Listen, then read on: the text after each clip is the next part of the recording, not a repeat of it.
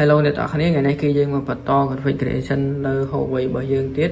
ដោយយើងប្រើប្រាស់ SIM ម្ដងថ្ងៃនេះអញ្ចឹងអ្នកនរគ្នាប្រើ SIM អីក៏បានដែរឥឡូវគឺខ្ញុំមាន SIM smartphone អញ្ចឹង SIM smartphone យើងត្រូវ make sure ថាបញ្ចូលលុយបញ្ចូលអីអស់ហើយបើសិនជាយើង configure ទៅអត់ដើរអាហ្នឹងមើលលុយមើលអីក្នុង SIM យើងឲ្យហើយទៅហើយអ្នកនរគ្នាប្រើ SIM ស្អីខាត smart អីក៏បានដែរតែនេះគឺខ្ញុំប្រើ SIM smartphone អញ្ចឹងខ្ញុំដាក់ SIM smartphone ចូលមកហើយ Huawei ប្រភេទនេះ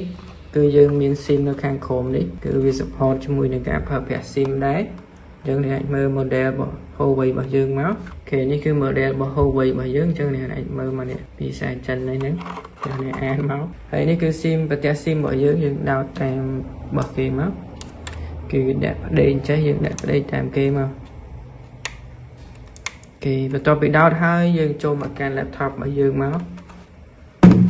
គេតុក Huawei យើងមកដប់សិនឥឡូវគឺយើងបានចូលមកដល់កុំព្យូទ័រយើងហើយអញ្ចឹងយើងចូលមកកាន់ network card របស់យើងមក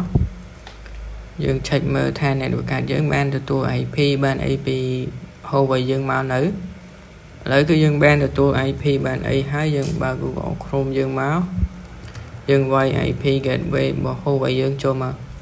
ហើយនេះគឺសារតែខ្ញុំទៅតែ reset ហើយទេអញ្ចឹងខ្ញុំនឹង set up សារថ្មី click start មកកន្លែងនេះគឺយើង agree ហើយកន្លែងនេះគឺយើងអាចដាក់ឈ្មោះ Wi-Fi របស់យើងឲ្យមកឥឡូវខ្ញុំដាក់ថា Wi-Fi គេ Wi-Fi ចុះហើយ password ខ្ញុំដាក់ password នេះចូលមកគឺ password ប៉ុណ្ណេះហើយ signal គឺយើងដាក់ maximum ប៉ុណ្ណឹងទៅគឺវា default របស់វាអញ្ចឹងយើងរើសតាមនឹងមកគឺ maximum ហើយកន្លែងនេះគឺខ្ញុំអត់ set ដូចជាមួយនឹង password Wi-Fi ទេ management របស់យើងគឺយើង set ផ្សេងមកអូខេហើយយើង click next មកបន្ទាប់ពី next ហើយយើងចាំតិចសិនកន្លែងនេះវាយើង slow បន្តិចអូខេហើយយើង no មកកន្លែងនេះបើសិនយើងអត់នេះ save ទៅតែខ្ញុំអត់ save ទេអូខេបន្ទាប់មកទៀតយើងចាំទៅតាមអ្វីដែលវាដើរមកនេះអូខេឥឡូវយើងចាំវាតិចទៀតសិនមកថាឥឡូវយើង refresh ហើយវាអត់ទាន់ load មកវិញទេយើងមកមើល network card យើងមកយើង refresh ម្ដងទៀតឥឡូវយើងអត់ចាំបាច់ refresh ទេឥឡូវវាដើរហើយអញ្ចឹងយើង reconfigure សារថ្មីមកអូខេយើងចាំតិចសិន refresh ម្ដងទៀតមកអូខេបន្ទាប់ពីយើង refresh ហើយវាអត់ទាន់ដើរអញ្ចឹងយើងចាំវាវិញកុំឲ្យថាយើងដើរលឿនជាងអូខេឥឡូវយើងវាយ management របស់យើងចូលមកគឺ management password Huawei របស់យើងគេជាហ៊ានបន្តទៀតគឺយើងអត់បាន config អីទេអ្នកនរគ្នាដឹងអីយើងគ្រាន់តែដោត SIM ចូលគឺចូលនេះ data របស់យើងគឺឡើងទៅកាន់ internet បានហើយអញ្ចឹងយើងអាចតេស្តទៅកាន់ internet យកហ្មងទៅអូខេឥឡូវគឺនៅតែនេះដដែល config ហើយឡើងទៅ internet បានហើយតែ access internet អត់កើតគេធម្មតាគឺវា auto NAT ទេអូខេឥឡូវគឺយើងកុំគិតច្រើនគឺយើងចូលមកកាន់ network setting មកហើយយើងចូលមកមើល data selection របស់យើងគឺ network data របស់យើងនេះ mobile network ហ្នឹងយើងចូលមកកាន់ mobile network មកគឺ option យើងប្រើប្រាស់ SIM ខាងក្រោមនេះគឺ option យើងប្រើប្រាស់ខ្សែទេអញ្ចឹងយើងចូលមកកាន់ option នេះមកហើយយើងចូលមកកាន់ internet connection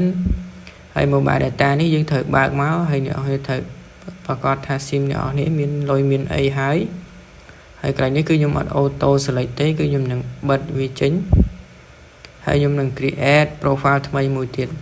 ហើយសម្រាប់ profile name អ្នកនរដាក់ឈ្មោះអីដាក់មកកន្លែងនេះគឺយើងបង្កើតសម្រាប់ mobile data របស់យើងអញ្ចឹងយើង create ខ្លួនឯងមកឥឡូវឧទាហរណ៍ថាខ្ញុំដាក់ first ចេះចុះគឺឈ្មោះ profile របស់ខ្ញុំគឺខ្ញុំចំណាំថាហ្នឹងគឺសម្រាប់ profile ទី1ហើយ set default profile នេះគឺយើង set ឲ្យទៅជា default profile មកគឺយើងយកមួយហ្នឹងសម្រាប់ mobile data របស់យើងអញ្ចឹងយើង set វាមកយើង take វាមួយមកហើយសំខាន់គឺនេះ APN នេះគឺយើងត្រូវដាក់ឲ្យត្រូវបើសិនជាអ្នកនរប្រើ smart ដាក់ smart ប្រើ mid phone ដាក់ mid phone ប្រើ SIM card ដាក់ SIM card បើសិនជាយើងដាក់ SIM mid phone ហើយយើងដាក់ឈ្មោះ SIM card គឺយើងអត់ស្គាល់គឺអត់អាចឡើងទៅកាន់ internet បានទេកន្លែងហ្នឹងអញ្ចឹងយើងត្រូវប្រកាសថាយើងដាក់ឲ្យត្រូវគឺឈ្មោះថា mid phone ដាក់សោះទូចមក mid phone គេហើយ username password គឺ mid phone អត់ require ឲ្យយើងដាក់ទេអញ្ចឹងយើងកុំដាក់អីហើយ authentication របស់យើងគឺយើងអត់ដាក់ដូចគ្នាអញ្ចឹងអានេះគឺវានឹង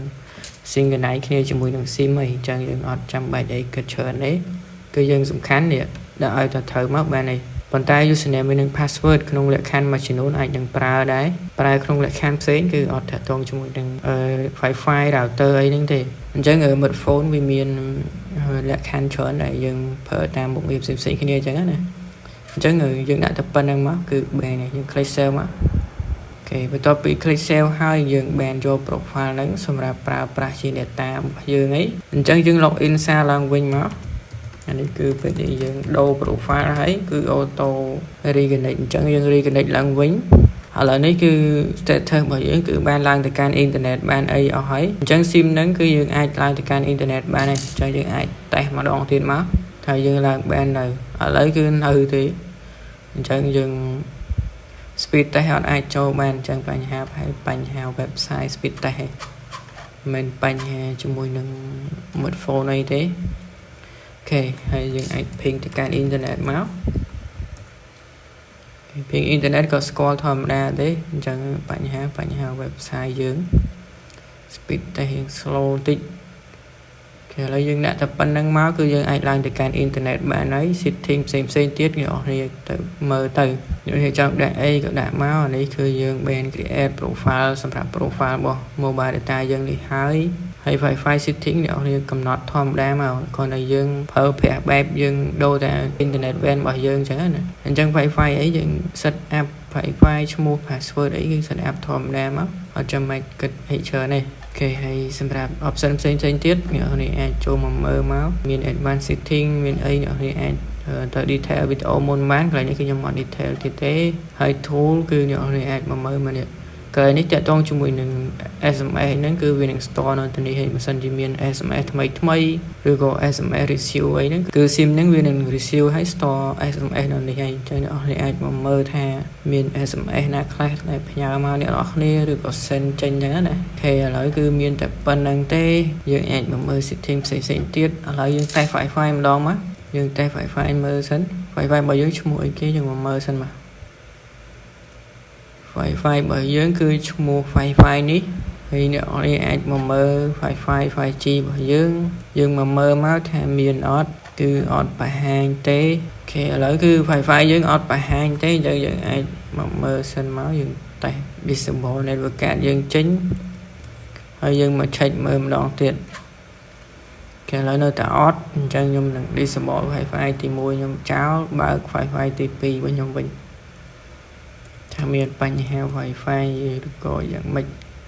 នេះ Wi-Fi 5G គឺមានគេអញ្ចឹងបញ្ហាប្រហែលជាមាន stuck តាក់ទងជាមួយ driver តាក់ទងជាមួយនឹង Wi-Fi USB របស់យើងឯនេះគឺខ្ញុំដោត USB ខាងក្រៅទេអញ្ចឹងយើងតេស្តជាមួយនឹង Wi-Fi ធម្មតាមិនដាក់ 5G គេយើងវាយ password ចូលមកគេឥឡូវយើង connect បានធម្មតាទេអញ្ចឹងអ្នកនរអាចធ្វើវិធីសាស្ត្រនេះបានហើយយើងប្រើប្រាស់ SIM អត់មានន័យចាំបាច់ register អីច្រើនទេគឺយើងគ្រាន់តែ connect ឲ្យតែមានលុយទៅបានតែ SIM របស់យើងគេឥឡូវគឺយើងបានឡើងទៅកាន់ internet អីធម្មតាទេអ្នកនរអាចមើលមកនេះអូខេអញ្ចឹងវីដេអូរបស់យើងគឺមានតែប៉ុណ្្នឹងទេហើយ YouTube របស់ខ្ញុំមានថា special មែនតើ story ហើយ short វីដេអូរបស់យើងសិតតែ original អូខេអញ្ចឹងយើងជួបគ្នាវីដេអូក្រោយទៀតអរគុណអ្នកនរគ្នា